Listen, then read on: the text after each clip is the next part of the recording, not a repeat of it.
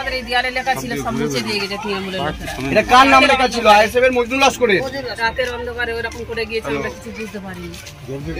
এই দেখো এই যে লেখা ছিল, কি হয়েছিল ঘটনাটা? রাত্রে কি করতে এসেছিল ওরা? রাত্রে কি করতেছিল তাও তো আমরা কিছু, আমরা ঘুমিয়ে আছি। ওরা কেন করেছে, কি কারণে এটা কিনে মুছেছে আমরা কিছু জানি না। এই মুছে দিল কেন? মুছে দিল কেন এবার ওরাই জানে, আমরা কি করে বলবো? আমরা আইএসএফ এর লোক দল, আমরা আইএসএফ লেখা ছিল সেই জন্য মুছে দিয়ে। আপনাদেরকে কি তুলে নিয়ে যেতে চাইছিল?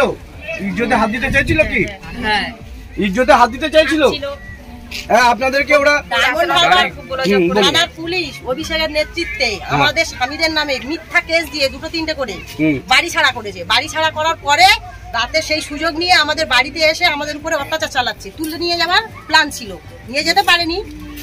তুলে নিয়ে যাওয়ার জন্য গেট ফেট ভাঙচুর করেছে এবং আমাদের উপরে অত্যাচার করার ওদের ইচ্ছা ছিল, কিন্তু সেটা পেরে উঠিনি।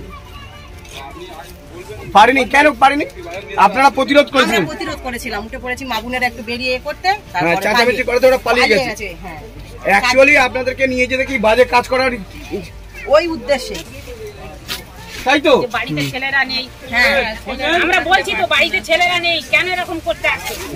এই বেরো, এই দরজা খোল বলে লাঠি চার্জ করছে, অনেক রাস্তা দিচ্ছে, ঘর মারছে, বাঁধে দিচ্ছে, ভাষা দিচ্ছে, এত খিস্তি দিচ্ছে।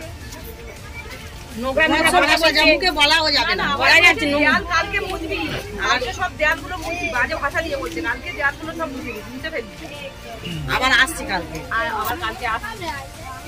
30টা বাইক হবে, 3 জন করে, 2 জন নয়, প্রত্যেকটা বাইক 3 জন করে, আর মাথা ফেটি বেঁধে পুরো বাসুরলাগা পঞ্চায়েতে। ওদের হাতে কি কি ছিল? ওদের হাতে কি পিস্তল ছিল, পিস্তল ছিল, বাইকে বোম ছিল, ব্যাগে বোম ছিল, পুলিশের লাঠি ছিল, পুলিশের লাঠি। পুরো বাসুরলাগা পঞ্চায়েতে রাতে রাতে ওরা প্রত্যেকটা গ্রামে এরকম করছে, শুধু মরুইবেড়িয়া নাই, কবিরা, গুরুদাসনগর, প্রত্যেকটা গ্রামে গিয়ে করছে, প্রত্যেকটা মাগুনের উপরে হামলা চালাচ্ছে। গুরুদাহে কি হয়েছে? গুরুদাসনগরে একজন আইএসএফ প্রার্থী ছিল, কুলপি লোকসভার, হ্যাঁ, সিরাজ গাজী, বিধানসভার প্রার্থী ছিলেন উনি, সিরাজ গাজী। বাড়ি ভাঙচুর করেছে, পাঁচিল, এমনকি পাঁচিল ভেঙে বাড়ির ভিতরে ঢুকেছে, ঢুকে 2 তলায় সব কাজ দেওয়া ছিল, তারাও দরজা খোলেনি। তারপরে রেল লাইনের ইট দিয়ে সব কাজগুলো ভেঙে ফেলেছে। অনেকক্ষণ ধরে অনেক চেষ্টা করেছে। অ্যাকচুয়ালি আপনাদের স্বামীরা তো বাইরে রয়েছে, মিথ্যা কেস দিয়েছে বলে। তাহলে ওই অভিষেকের এই যে এখানকার উপপ্রধানের নাম কি? সুজা সাপুই। ও কি রাত্রে ছিল? হ্যাঁ, ওই একদম প্রথমে থাকে। সুজা সাপুই ছিল, রাত্রে ছিল। মেয়েরা কি ছিল না? বাইরে থেকে কিছু দেখে বলছে 2-3টে মেয়ে ছিল সঙ্গে, সেটা আমরা ঠিক দেখিনি, বুঝতে পারিনি। ওদের সাথে মেয়েরাও ছিল? 3টে মেয়ে ছিল। 3টে মেয়ে ছিল? 3টে মেয়ে ছিল। আপনাদের গ্রামের? না, মেয়েগুলো চিনতে পারিনি, ছেলে কিছু চিনতে পেরেছি আমাদের গ্রামে ছিল। আপনাদের কি মনে হয় যে দামনহাট থানার সিভিক পুলিশের মেয়েরা এরা? না, ওটা সিভিক নয়। সিভিক নয়? কি ড্রেসে ছিল? তাদের ড্রেস কেমন ছিল? Simple dress. সিম্পল। তাহলে তোমাদের কি আটক করার তারে?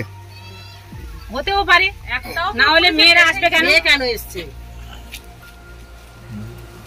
সন্দেহ, এক সপ্তাহ আগেও এসেছিল আমাদের বাড়িতে, সপ্তাহে একবার করে আসছে। 15-20 জন, পুলিশও 5-6 জন ছিল, আর তারপরে বাহিনী ছিল, গুন্ডা বাহিনী ছিল।